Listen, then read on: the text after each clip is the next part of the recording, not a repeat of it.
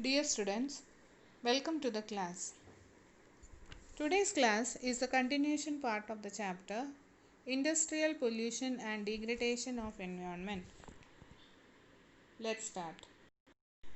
In the last class, we have learned about pollution and industrial pollution, forms of industrial pollution, and what are the sources of air pollution.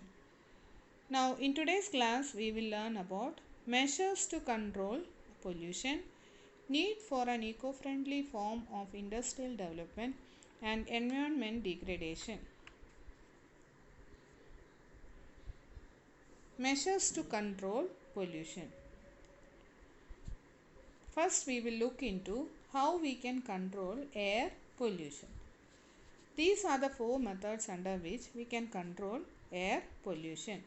First one is control technology. Second one is catalytic reduction. Third one is new manufacturing processes. Fourth one is control of gaseous contaminants. That includes combustion, absorption and adsorption. So the first one we will learn in detail. The first one is control technology. What do you mean by control technology? That means modifying the fuel or combustion technique or removing pollutants from the fuel gases. Modifying means changing. Changing the, either we have to change the fuel or we should use combustion technique. What do you mean by combustion technique? It is a technique wherein which we can determine the amount of carbon, hydrogen, nitrogen, etc. pollutants in the fuel gases. While after determining, we can remove the pollutants from the fuel gases. So that is known as control technology. Through this technology, we can control air pollution. Second one is catalytic reduction. The use of three-phase catalytic converters to control motor vehicle pollutions. Catalytic converters. Catalytic converters. What do you mean by catalytic converter? It is an exhaust emission control device. It is a device which is being attached to our vehicles that reduces toxic gases and pollutants. For example, in a car, a catalytic converter is being attached, which serves as a catalyst to change carbon monoxide into which gas? Carbon dioxide. Compared to carbon monoxide, carbon dioxide is less toxic. So, which catalytic converter is being added? Platinum is being added in a car to convert the gas carbon monoxide into carbon dioxide. So, use of catalytic converters. By using catalytic converter, we can reduce air pollution. So, first one is control technology. Second one is catalytic reduction. Third one is new manufacturing processes. Using low temperature hydrometallurgical techniques which reduce sulfur dioxide emissions associated with traditional metal smelting methods. So, hydrometallurgical method techniques, what do you mean by that?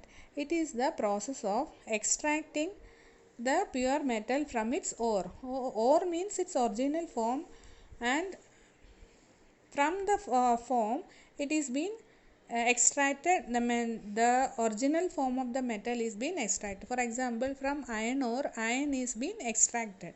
From the earth's crust, we will get the purest form as iron ore. From the iron ore, we will convert the metal iron.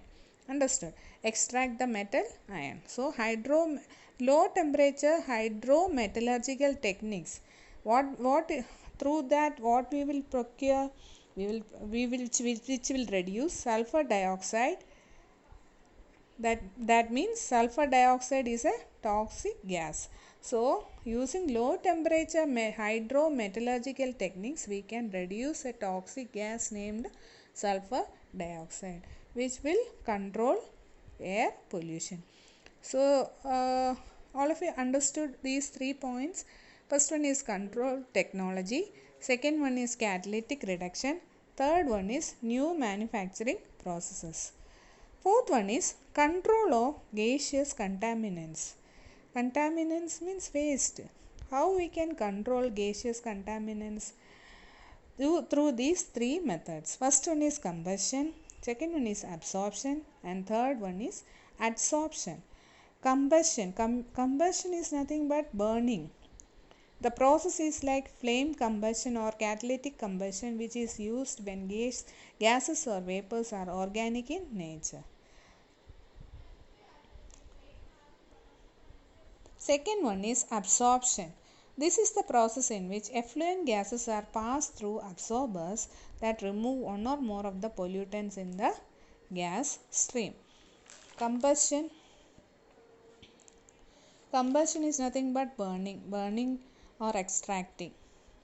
Absorption means absorbing all the waste effluent gases. When the gases are being outsourced gases are being passed through these absorbers, this will reduce, that will remove the pollutants in the gas stream. Through that way we can control air pollution.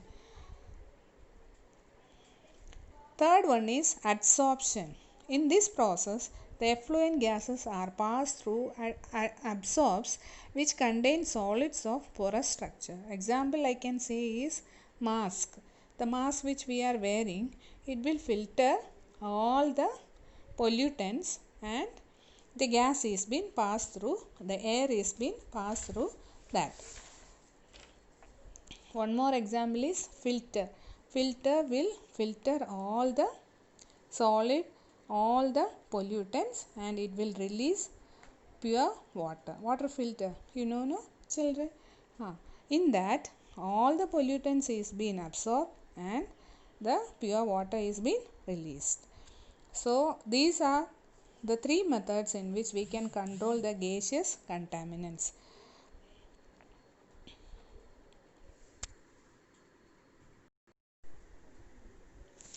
Next is measures to control water pollution. There are mainly two methods: chemical treatment and biological treatment. Biological treatment includes two methods, that is aerobic and anaerobic treatment. First one is chemical treatment. What do you mean by chemical treatment? Chemically, how we can reduce the pollutants in the water. It includes coagulation, flocculation and sedimentation. So these three methods, with these three methods we can purify the waste water. Treatment through sand and pressure filters, ion removal and defluorination are examples of chemical treatment. So what do you mean by coagulation, flocculation and sedimentation? Coagulation and flocculation is the pollutants in the water is being converted into solids. Through chemical reaction, chemical treatment, the pollutants in the water is being converted into solid particles. Solid particles, when it is converted into solid particles, it gets thickened. Thickened means it is very, as it is thickened, it will float down under the water. And sedimentation means settling down under the water. Once it gets thickened, it will float down, come down under the water, secrete under the water. So with this the water can be purified. Ion removal, treatment through sand and pressure filters and defluorination are examples of chemical treatment. Next is biological treatment. There are two methods in which we can control the pollutants in water. First is aerobic treatment. In this process, purification is carried out by aerobes in the presence of molecular oxygen. Aerobes means, aerobes is a microorganism like bacteria. So this bacteria is being grown in the water with the help of oxygen. When oxygen is being passed through the water, this aerobes is being grown in the water to purify the water. These aerobes will purify the water. Next one is anaerobic treatment. In this process, purification of waste is achieved by anaerobes. This is another microorganism, and in this case, absence of oxygen, there is no need of oxygen. These anaerobes will grow in the absence of oxygen. So there are two methods, aerobic treatment and anaerobic treatment. So what are the two methods of chemical treatment and biological treatment? Two methods of controlling water pollution.